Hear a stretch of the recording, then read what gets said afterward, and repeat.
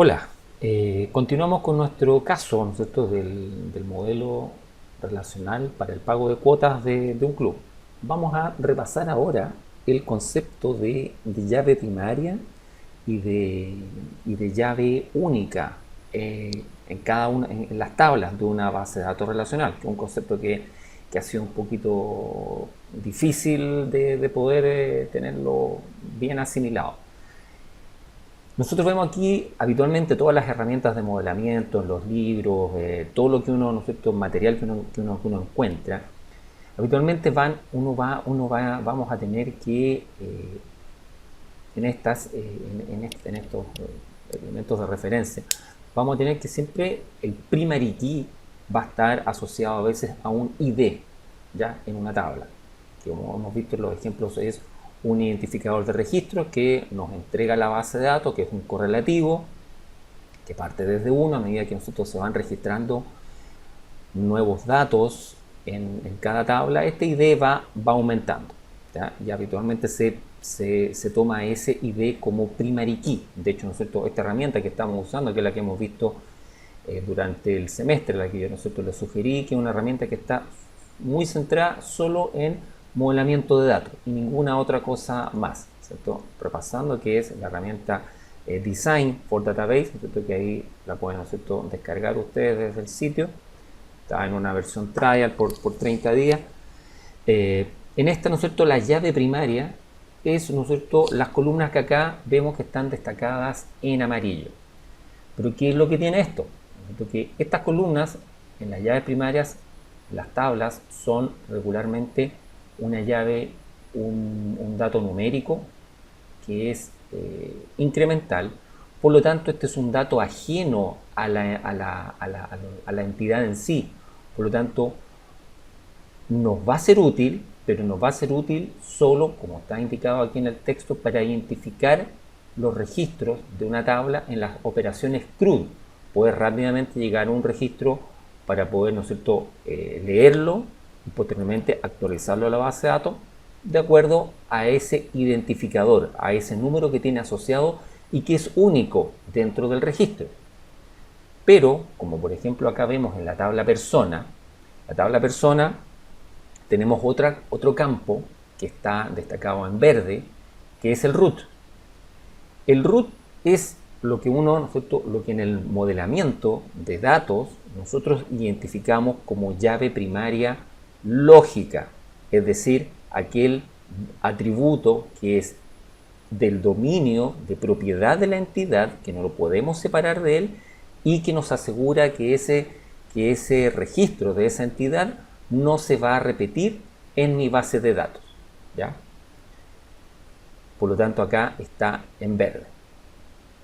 Ahora, la pregunta es, ¿por qué no utilizamos ese root como llave primaria y nos olvidamos, ¿no es cierto?, de esta complejidad de tener por un lado un ID y por otro lado el root?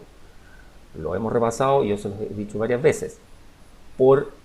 Para poder, ¿no es cierto?, simplificar el proceso de la integridad referencial, que la integridad referencial en mi base de datos no dependa de un campo que es propio, ¿no es cierto?, de la entidad, porque hemos visto de que los campos o los datos que son pertenecientes a una entidad podrían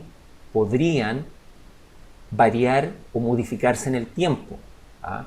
En este caso, en el caso del root, bueno, podría ser, ¿no es cierto?, la situación de que para una persona ingresamos un root válido, por su algoritmo, un root válido, pero que a lo mejor es un root incorrecto y que no pertenece a la persona. Entonces vamos a necesitar posteriormente modificarlo.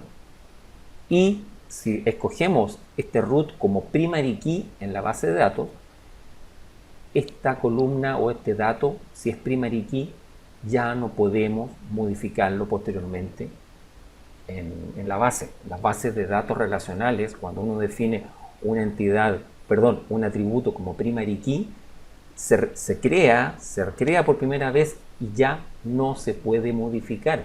O sea, se puede, pero hay que desactivar cosas, elementos, los constraints. Es complejo, pero a través de un sistema de software, con el software que después va a estar modificado, que va ser de interfaz hacia nuestra base de datos, ya no puede modificarlo. Por lo tanto, es que tenemos que separar en dos elementos la llave lógica o la llave primaria lógica, aquella que pertenece a mi entidad, en un dato, perdón, como un dato o un atributo independiente del que va a ser mi identificador interno de los registros en mi base de datos. Por eso habitualmente también se le da el pofijo de ID, de identificador, pero por favor, no que hay que entonces se llama reflexionarlo, meditarlo, no es la llave primaria lógica. Entonces necesitamos para cada tabla en una base de datos identificar su campo, su atributo lógico. Por ejemplo, acá es el root. En el tema de las cuotas anuales vamos a tener que la mezcla entre el identificador de la persona que viene de esta tabla y el año, esa combinación de dos columnas me va a resguardar de que yo no le duplique cuotas para un año a una persona. Por ejemplo, a Juanito, el clásico ejemplo de Juanito, yo en este año, en el 2019, vine y creé su cuota que va a tener un valor de 10.000 pesos y creé el primer registro en esta tabla.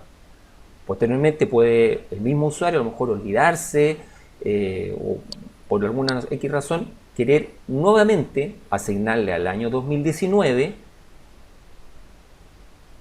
el registro de la cuota.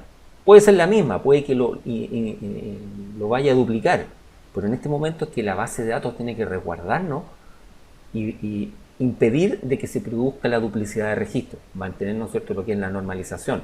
Por lo tanto, si yo entro un nuevo registro donde para el mismo registro de la persona, en este caso de Juanito, en el año 2019 quiero crear un segundo registro con la combinación de estas dos columnas como índice único de la tabla, me va a impedir que el registro se inserte. Desde otro punto de vista, si yo me hubiese solo apoyado en el primary key de la tabla cuota anual y estos fuesen datos o columnas comunes que no estuviesen asociadas a un índice,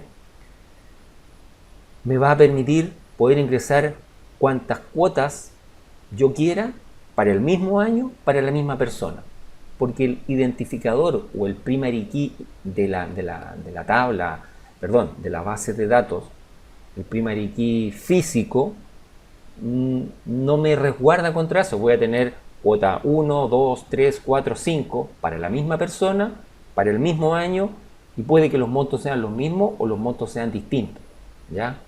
Entonces, si yo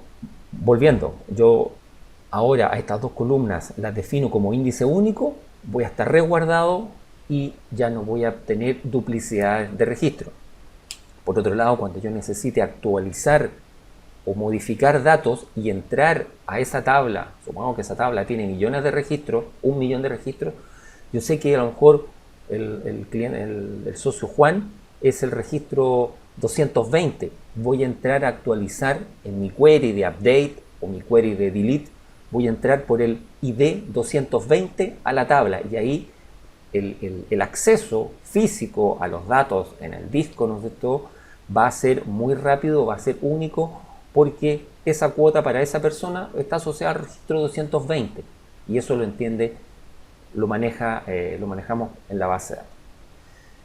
Así que eso, ¿no es cierto?, repasando lo que es el concepto de identificador de registros o primary key de la base de datos y lo que es la llave única lógica o, para entenderlo bien, el índice único que voy a tener en cada una de mis tablas.